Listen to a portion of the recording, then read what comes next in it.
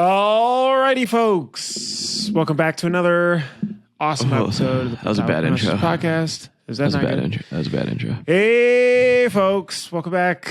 You sound like a freaking circus guy. Yeah.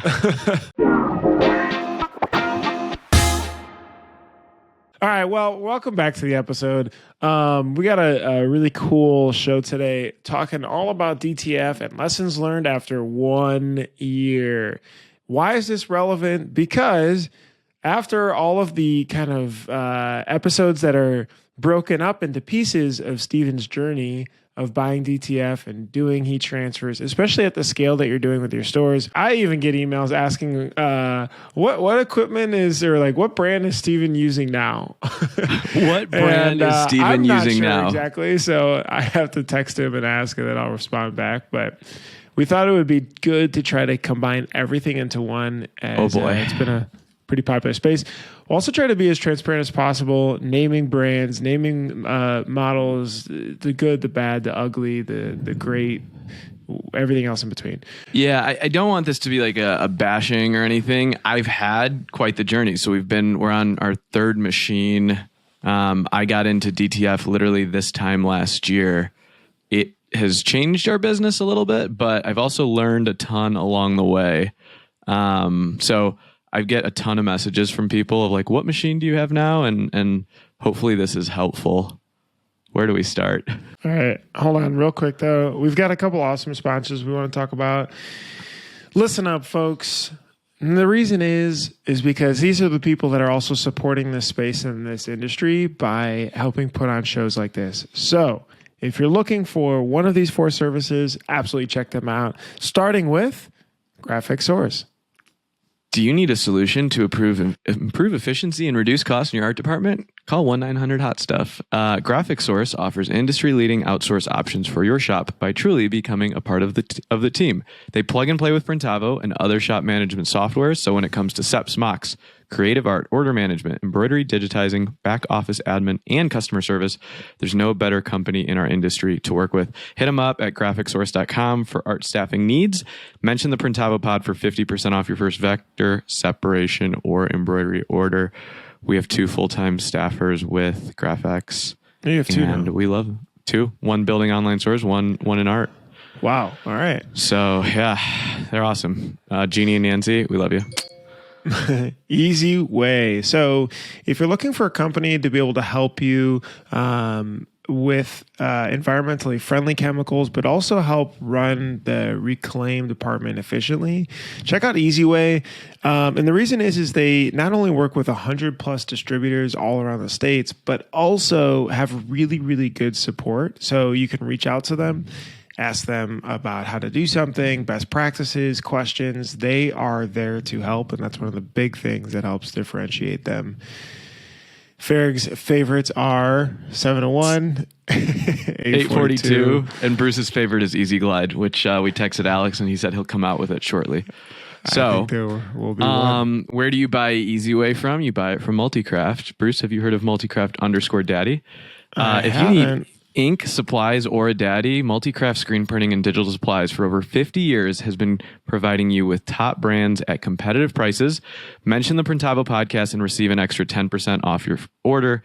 We work with Dave Eggers and the team at Multicraft. They actually built us a jot form just for our team with exactly the products that we needed so that our team can go to an iPad and quickly reorder it. Really? Wait, hold on. Super hold cool. on. Wait. How does so like it's like all the different products are clickable. Then you put in the quantity and submit? Yeah, Daddy's tech enabled. Wow. He's got it. And it sends an email to the sales rep or something? Yep. So I don't want, these are the items that we want. And so he made like a custom order form just for us to make it super easy. Especially like this time of the year when you need to order emulsion early and stuff like that. So thanks, Dave Eggers. You're crushing it. He's also, by the way, at 502 followers. Broke 500. It's going to be, the dad jokes on here are working. Yeah, by the time maybe he'll be Twitter famous, we can get him a blue check mark someday. So, Bruce, let's talk about Supacolor. All right, we're about to dive deep into this too, but Okay, what's most important here, real quick though, is if you think about this and just the difficulties of getting into the heat transfer world, if you haven't done it in house or if you're looking at doing it on different types of garments, high color counts, gradients, hard to print locations, and a bunch more, Supercolor actually put together this really cool guide that has everything in it to learn about that. So go to supercolor.com/printhustlers, or the link is down below, and you can be able to download this guide. It's got more stuff around how to price, best quality heat press to buy, different types of transfers, all that good stuff. Check them out, supercolor.com/printhustlers to get that guide. What's going to be interesting is at the end of this, I'm gonna have a hot take. So everyone should listen to this episode because we're gonna talk about Supercolor towards the end of it. So okay, all right. So let's get into it. So okay, if we back up and take a step back, especially if this is the first episode people have been listening to, have had a DTFjourney.com. I've been on a journey, all thanks to Scott Garnett. An ayahuasca journey? No, this is an Aaron Rodgers thing. Yeah, no tribal medicine or anything like that. But I was talking to Scott Garnett, and if you don't know Scott, King Screen, super into lean, and he's very active on the Shirt Show Discord. Scott and I got to talking about something, and we were talking about direct to film.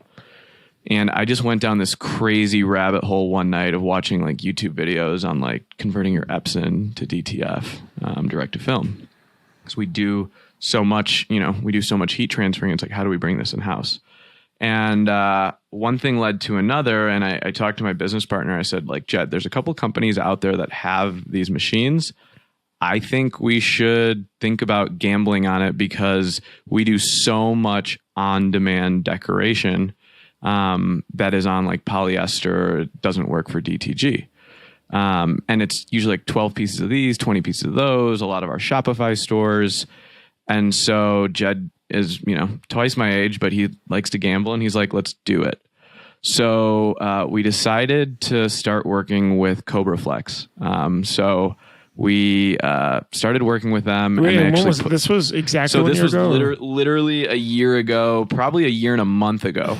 Okay. Probably a year and a month ago. So we started working with Cobra Flex, and they decided to ship us their first unit. First off the press. First off of it. And the big sell there was that it was powderless. Bruce, do you understand the difference between powder versus non-powder? Like, do you get that? I just know that the end of the film, because I went to the Supercolor warehouse and like at the end it coats it in powder. Is that the adhesive? That's the adhesive, right? Okay. So no matter what happens, if you were to screen print transfers, digitally print transfers, do a hybrid of the two, you have to have some sort of bonding agent. And traditionally in transfers, that's been powder, right? And that's what actually like adheres to the shirt. So Cobra Flex came out with this machine that said, we are powderless. And we're like, okay, that sounds cool. Saw a couple samples of it, whatever. And what was interesting there is they would print CMYK, right? No differently than like a Roland printer, or like an Epson printer or something like that. Mm-hmm. And then they would print white over it. And then they would actually print adhesive. So through an Epson print head, they would actually print glue. Now, Bruce, what happens if you try to print glue? Sounds sticky, but tell us more. Yeah. So first couple of weeks was fine, but then all of a sudden, clog or the heads kept clogging over and over and over again. And the problem was they were printing the adhesive clear. So we literally would print out 500 feet of transfers. We would take it to the heat press it, and it would just not stick. And there was no way to know if it was clogged or not. If it was clogged or not, because the glue was clear. So I compared it to this as like when you're pre-treating a DTG shirt, like that gooey stuff, like imagine, you can feel when the pre-treat hits, but imagine if that pre-treat like had no like feel, you couldn't even tell if it went through. And then you went and tried to DTG a shirt, you would see these holes in the shirt where the DTG didn't hit.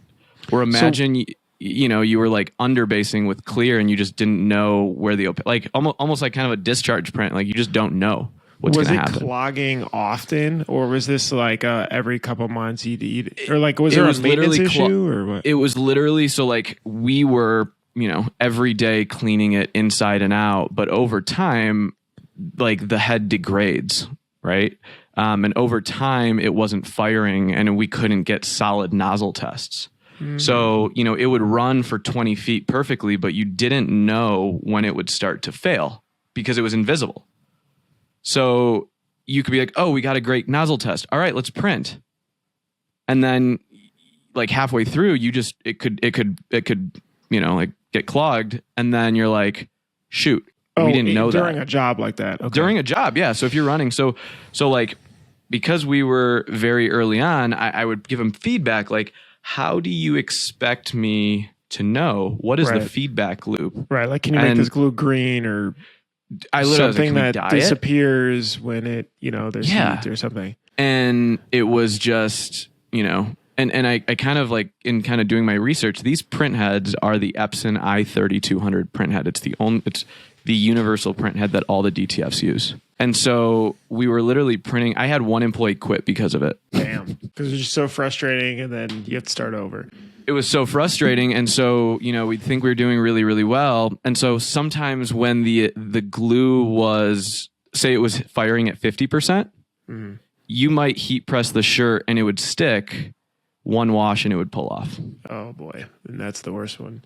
Yeah. The worst kind. Wait, so it wasn't a maintenance, because like my immediate question is like, all right, did you not do something to make sure that they like, do you have to clean it every day or so one thing to remember about these print heads is they are using water-based ink that dries. So you have to be cleaning them literally nonstop. And so like I was on this machine for 3 or 4 hours a day, running it day and night, trying to clean it, purge it. Wow. And we're on the phone with them quite a bit, and it's frustrating because then they start pointing fingers. Well, the techs didn't do a good job installing it. It's like, okay.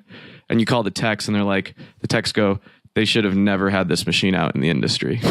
And so you could start to feel the, like, what they're dealing with and I feel for them. Right. But I kind of told them fundamentally, like, if like, there are thematic issues with clear adhesive. There's no feedback to tell you when it's failing. There's no visual inspection. So therefore, if there's no redundancy, this isn't a good system. And so they kept saying they were going to send a new one. And at one point, there was a day where I said, you know what? Let me just try putting powder on every single one of these. So I literally like bought powder. I like started using it, and they were sticking perfectly. We got to return this machine. It's done. And I let them know, like, there are some fundamental issues here that you guys need to solve. And, I've gotten several messages. And I think the reason I want to do this is I've gotten several messages of people that have bought them and returned them or are struggling with the same thing. Yeah. I had an unfortunate email of somebody that was stuck. Yeah. And so that's not cool. That frustrated me. So that was the first one. So, okay. And like, to be transparent, was this the one that you got to use for free, or like there's other ones that you've bought and some of them you've gotten? I told them, give it to us. We'll test it out. We even recorded a bunch of content for it, right. And said like, hey, if this works, like we'd love to, make this awesome. And so I just said like, I don't think we should have this machine. I think it's a good time for us to give it back. Got it. And, but what I did tell them is, you can't, like, okay, this is a $25,000 machine for us or $30,000 machine for us, but for a garage shop, you can destroy someone's livelihood that way. You can like really ruin them. And so that's the part that hurt me the most. And I hope they're making it better. I mean, that was a year ago. So you'd hope, they are selling a powdered unit now. and here's the thing, like they're trying it out for the first time, right? They're dealing with China. So it's not like it's their loop is. Yeah, it's not like it's their machine. I mean, it's not their machine. So that was frustrating. Okay. Well, Cobra Flex, if you're listening, Sorry. somebody's open to maybe testing or something, and we'd love to get feedback, and hopefully those things are fixed. Never getting a sponsor from them. Sorry, Bruce. I appreciate more of the honesty to help everybody listening to get to where they're going easier than sponsorships. Yeah. Okay. Part 2, equipment journey 2. What did you buy then? And then also, like, what was your thoughts after the first one, right? Because this is a very early beta time for DTF. I mean, you see it at the trade shows. There's no real brand out there. It's a kind of a scattershot of a lot of different types.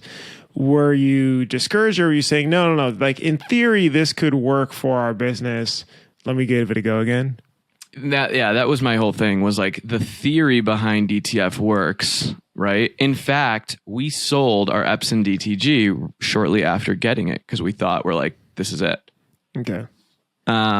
This is it. So like, I was sold on it. I had some lessons learned. Like, I learned, like, it's about the printer, but it's also about the software, right? Like the RIP software. They had us doing crazy Photoshop layered channel things that was like super hard to do. And like, I learned quickly, you should be doing all of your ripping in a tool called like CADlink. So I learned a ton for the first like 60 days. And so my next machine come with the machines, or you buy that separate? It comes with some machines. Like this, Cobra Flex used a tool called MainTop, which is like a super janky tool. And you can like, it was just really tough to use. Got it. So that's an important part, is making sure the software was the software. Easy and to it's use. no different when you're buying a CTS, right? If you're buying a WaxJet, or if you're buying like a Kiwo or whatever that is, knowing what the RIP looks like and the software you're going to use, I think that's really important too. So that was a good lesson learned. So then we switched gears to a company called DTF Super. And mind you, there are Facebook groups for this. So like, I was in the Facebook groups just scouring threads and just reading and seeing what people's problems were. And so I decided to go with the 4-headed Raptor. I don't know why they all have crazy animal names. The Cobra Flex to the Raptor. So we decided to go with this. I think it was made by DTF Superstore, and it was I think Audley was the company that made it. They kind of try and hide where the manufacturers are now because people are starting to go direct. Right. So I respect the supply chain, and I was like, I'll buy it from them. They're going to support it, all that stuff. So they sent me the 4-headed Raptor. And what was interesting was it had 2 heads of CMYK and 2 heads of white. And so when we got it, I like messaged them and I'm like, hey, so how do we put this together? And they're like, I just kind of had to figure it out. Like, there was no YouTube videos to watch. There was like a manual in like half Chinese to try to start piecing this thing together. And that's because it's like, because I'm looking on the site now, and now it looks like you could buy on-site install and training 1 day or 2 days. But at that time getting started, there was nothing. And the manuals, it's all coming from overseas.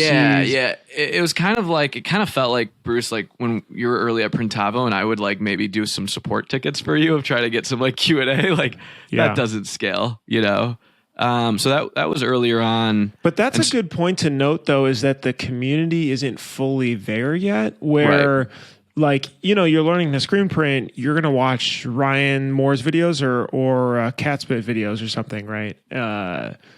But there really isn't, if you Google this, there's probably not much that comes out. Yeah. And now they're coming out with like a DTF University, and they have like learning paths and stuff like that, which I would have definitely appreciated, but it was totally learn as you go.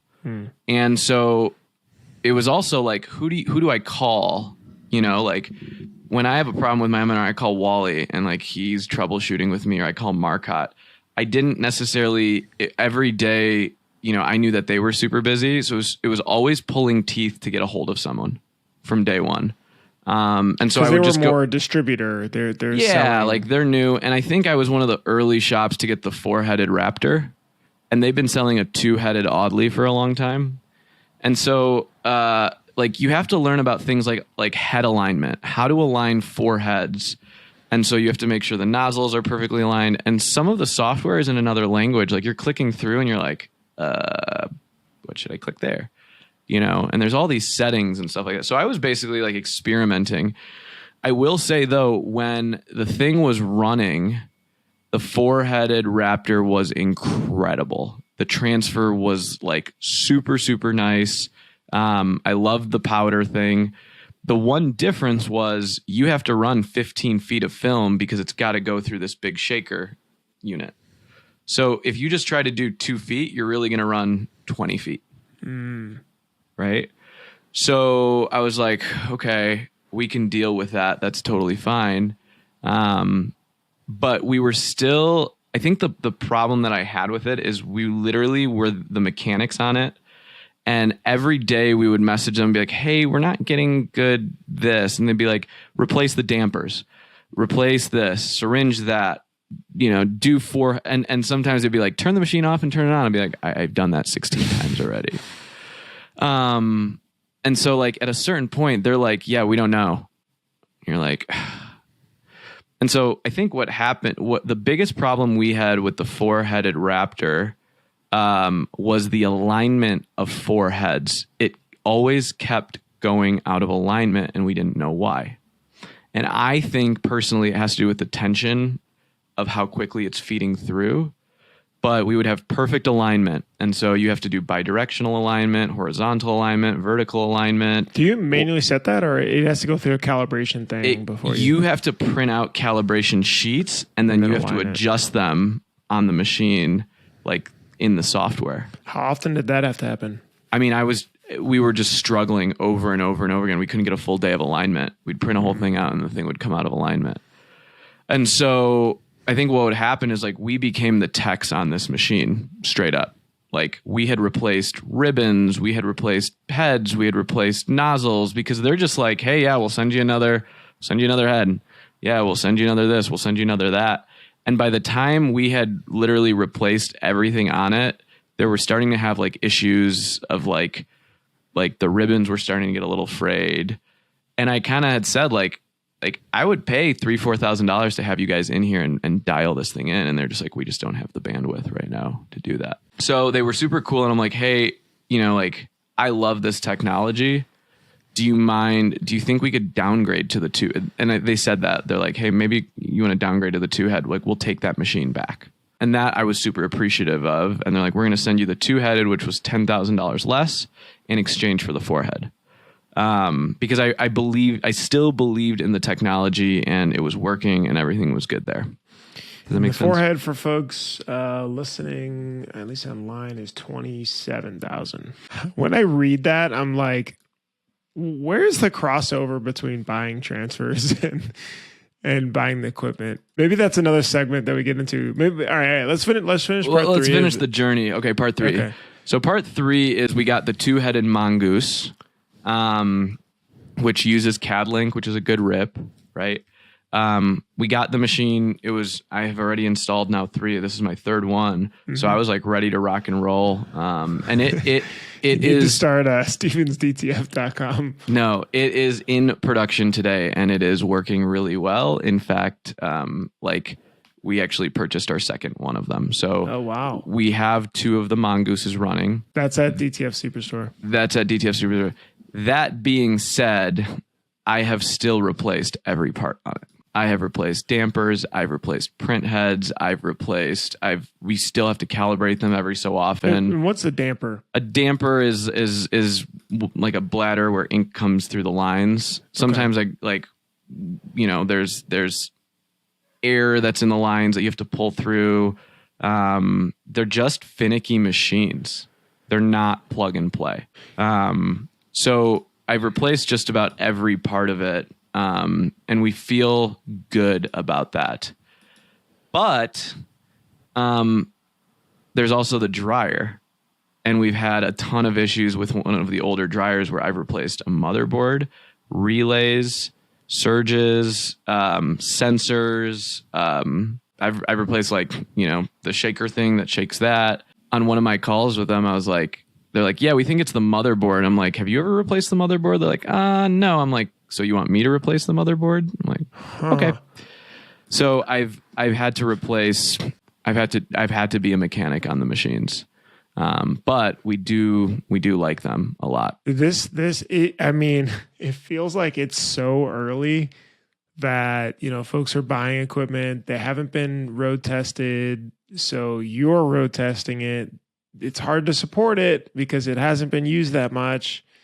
It's hard to get educational information because it hasn't been used that much. So it feels like this is like, I know you hear a lot of folks that want to jump in. It's like, this is a big red flag. Yeah. I mean, I would equate this as to saying like, I want to learn how to screen print and then going and buying an auto, a CTS, like right away. I think so. Bruce, we did a podcast with Rum from Supacolor. Yeah. And I've been pretty open with Rum, like, hey Rum, I'm getting this. And he's like, I support you, He talked a lot about the cost of labor that's not actualized in the machine. Do you want to talk a little bit about that? Is this you replacing parts? So I think what mistake shop owners and entrepreneurs make is they think that if they're just going to do it, they're saving the labor on there. So, if I'm spending 2 hours a day printing, well, that's, I'm not paying any employees, it's just something I'm doing. And so you never actualize that, but it actually does cost quite a bit of money. So even though the machine is $20 plus $1,000, your time personally in there is super, super costly. Bruce, the learning, the maintenance, the training of others. I'm curious, Bruce, like even on the engineering side, how do you think about that? Like early on, I'll just do it myself. Yeah. I mean, I think it's what we talk about is just that early on in the business, you can spend, you don't have money coming in, so you have time. So you force it through with your time, but then that equation quickly shifts. And I think it's around like $1 million a year or so. And maybe it's even below that, where you should really be very smart with your time more so. Because your time gets so expensive and you don't actually realize it because you're still trying to force it through with time. But that is a good point with this machine, especially like I don't imagine someone that's just starting a shop buying this, right? Though I mean, it seems like it's more of an addition of what folks are currently doing, either on the screen print or So like I mean, here's the thing, like. I was running it and then I was like, hey, I'm just going to have an employee part-time run it. And it became like a pain in her rear end. And she's like, I hate this thing. It's taking time out of my day. Yeah. So then I'm like, you know what? I'm going to hire one employee that's just going to do this. And so I thought to myself, wait a second, that's a $40,000 to $50,000 a year commitment. And so just to keep that machine on, I have now $4,000 or $5,000 of labor, right? Plus a month, ink and consumables. So what did those roughly run? So a roll of film is between $150 to $200. And how long is a roll? 300 feet, maybe 100 yards. I don't know. We go through a roll a day right now. Is that partially because you said the minimum length is 15 feet or whatever to get? Yeah, to the machine? mean, we have a lot of waste, for sure. A lot of waste, right? But we, and then ink is, I don't even know how much ink is right now, but, I'd have to ask our accountant of how much we spend in consumables, but I bet you it's another couple $1,000s a month. Easily. So just right there, the cost of operating our DTF could be $65,000 to $70,000 a year. And I never thought about that. Yeah. It's not nothing. It's actually fairly significant, right? When did you start thinking about that? Was that after you talked to Rum? It always been on my mind. What's the cost? And for us, it was all about speed. We want to be able to get it as fast as possible with really low minimums. That was the problem we were trying to solve. Yeah, we can drop a nameplate for every college athlete, and we only need to print one.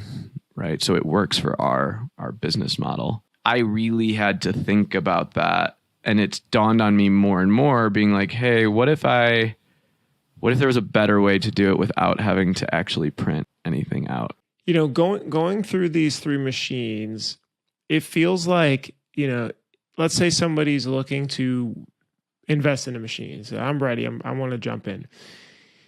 There seems to be a couple themes here that I've plucked out. I'm curious for you to add more. But number one, it seems like you rely on support quite a bit.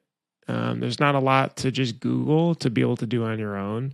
So having a company that, you know, if you get a red flag early in of answering questions or help or not at the best reputation, sounds like don't go that path. Also sounds like if you don't have the time to spend on learning the machine, getting it installed, getting it set up, getting all trained on it, possible red flag. Any others that are big ones? Maybe evaluating the true cost of it. You know, if you look at the time aspect, like you're saying, is it an ROI positive activity to be able to invest all of that? And especially when it sounds like the most expensive is the first year or so of all the learning and everything. I think it's that you have to have someone that's mechanically inclined to be able to get in the weeds with it. To get in the weeds. I would almost argue, you know, like when someone buys a digital squeegee and it's a $500,000 machine, they probably have someone in their shop that's super nerdy on it. It's probably the same level of, I can replace any part. I know color gamuts, ICC profiles, you know, all that stuff. You need someone that's very mechanical, but someone that can also be a self-starter. Because if they call you every time, hey, this one out, like the thing's going to fail. It's going to fail. There's going to be failures there. There's no plug and play recipe of it. So I think having that person, and it can't be you, the business owner. If you think it's going to be you, you're going to hate it. It's kind of like you trying to heat press on that crappy heat press, Bruce, for your wife.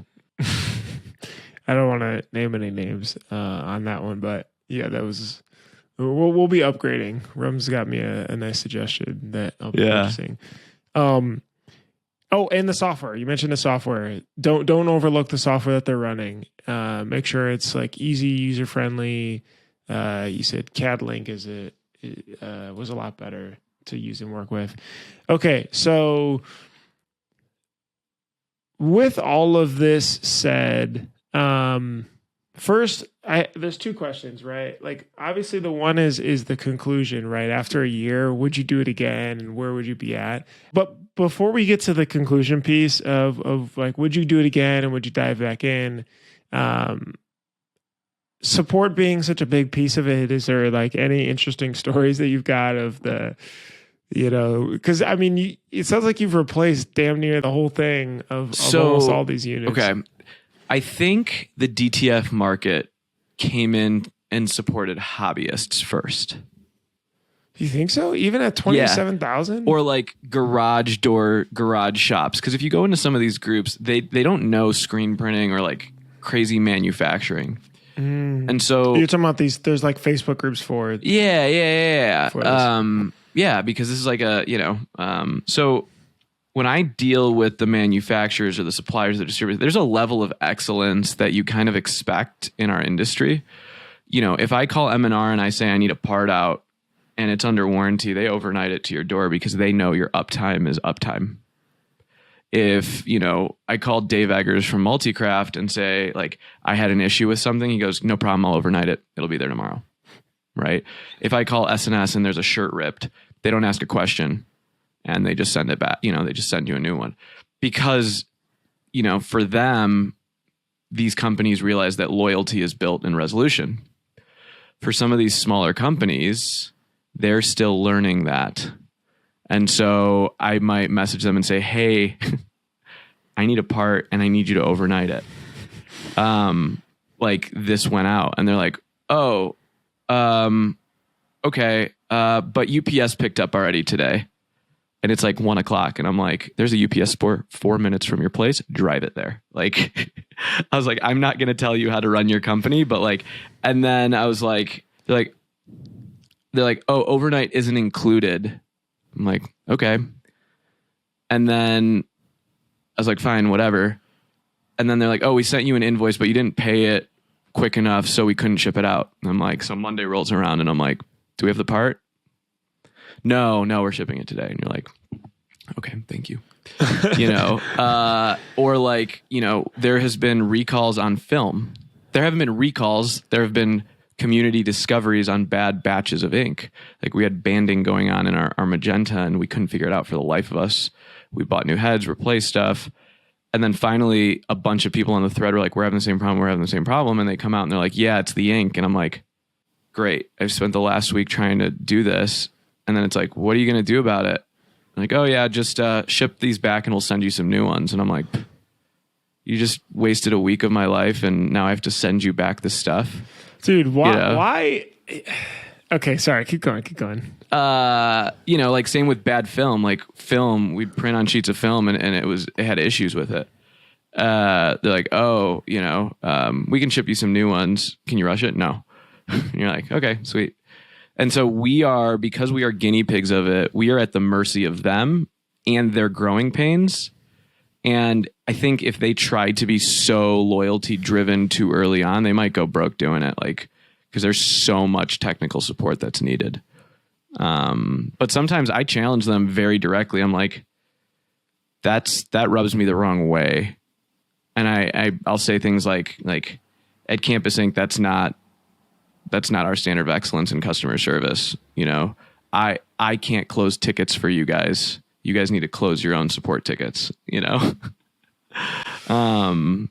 I don't know. I get a little fired up about it. Farag, if it feels like between us, I know we're recording this, but that it is too damn early to be diving into this. But I guess, maybe this goes into the conclusion part is like for your business model, in theory, we know that this could be a success, but is the industry ready yet? No. Okay.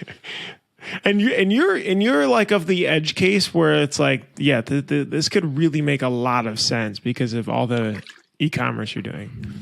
Correct. Transfers are the future. I will be very clear on that as like digital transfers are back and they're amazing. Is the industry ready to have these machines yet? No, they're not. There's a steep learning curve. And I think, I'd be curious if we recorded this in a year and said, how far have we come? We'll do it. Put something out for November. But it's definitely too early. And this is what I tell shops. If you're trying to make groundbreaking technology for like quicker turnarounds and faster, whatever, like we're trying to do on-demand nameplates for NIL athletes, fine. But outsource until you can't possibly do it anymore and it doesn't make sense financially. And so I think the number is like, if you're not spending $6-7 a month, don't even think about it. That was pretty bold. There you have it. I mean, I don't think anybody else has dove that deep to be that honest about their ups and downs because nobody's had the time yet. It's so new still. And I just think for screen printers, we are such a tribe that we support each other with good equipment. And then, we have to be honest and transparent with one another about that other stuff. Because the last thing I want to see is someone dealing with the same pain points that I'm going through. Mm-hmm. And that's why I think, our community is so badass. But yeah, if DTF's going to come into our world, don't fuck with screen printers. Steven, I appreciate your honesty. I think everybody else does too. Is there anything else to mention before we wrap? No, and I think like they're probably going to listen to this and not, love it. I think they're making tremendous strides and I think they're doing a good job. I think it's early. It's early. Hey guys, thanks for listening to this episode. Hopefully you found this helpful. And then this is going to be the one that I'm going to link out when I get emails, which I don't know how I get the emails. Do you just not respond to them? Is that why I would? No, I do respond.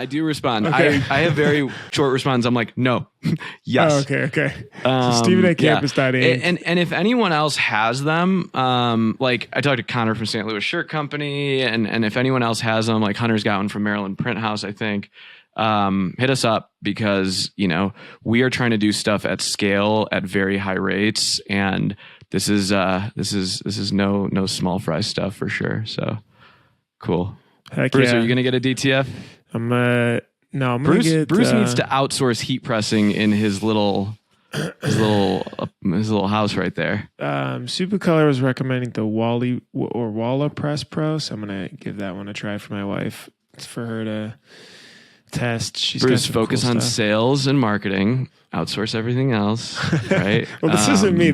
This is her project that I'm just like connecting her, aka calling Farag when she's having trouble. What's the pressure again? Yeah. No, this is awesome. I hope this is helpful for people, and hit me up. Let's talk about it. Sweet. All right, folks. We'll see you in the next episode. Thank you so much for listening to Printavo Podcast. Bye bye.